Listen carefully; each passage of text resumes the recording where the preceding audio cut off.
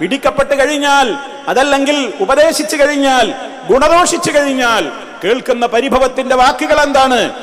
മാഷേ, നിങ്ങൾ സദാചാര പോലീസ് ചമയേണ്ട, ശമ്പളം വാങ്ങി പോക്കറ്റിലിട്ട് വീട്ടിൽ പോയാ മതി, ഞങ്ങളുടെ കാര്യം നിങ്ങൾ നോക്കണ്ട മാഷേ എന്ന് അധ്യാപകരോട് വിളിച്ചു പറയുന്ന വിദ്യാർത്ഥികളുടെ മുമ്പിൽ ഒരു രക്ഷിതാവിന് മയക്കുമരുന്ന് ഉപയോഗിക്കുന്നുണ്ട് എന്നറിഞ്ഞാലും ആ രക്ഷിതാവിനോടോ മക്കളോടോ ഉപദേശിക്കാൻ അധ്യാപകർക്ക് പേടിയാണ്. എന്റെ കുട്ടി ഓക്കെയാണെന്നാണ് ഞാൻ വിചാരിക്കുന്നത്, എന്റെ മകൻ 100% ഓക്കെയാണ്.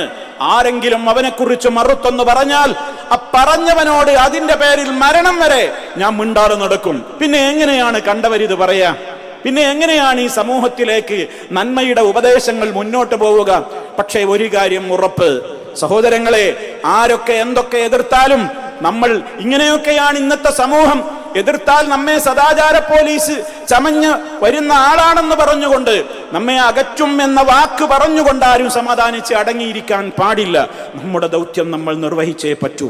ആരൊക്കെ നമ്മെ എന്തൊക്കെ പേരിൽ മുദ്രകുത്തിയാലും അറിവിൽപ്പെട്ടാൽ നമ്മുടെ മക്കൾ ദുഷിച്ചു പോകുന്ന മയക്കുമരുന്നിന്റെ കെണികളിൽ അവർ പെട്ടുപോയി എങ്കിൽ തുടങ്ങിയവർക്കാർക്കും രക്ഷപ്പെടാൻ സാധിച്ചിട്ടില്ലെന്ന് മനസ്സിലാക്കണം.